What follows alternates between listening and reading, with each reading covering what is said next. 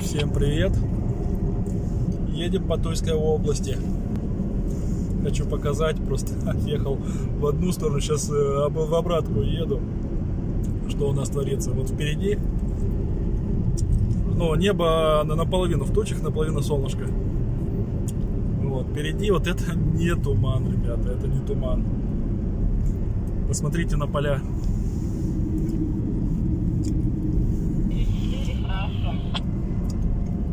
Это пыль.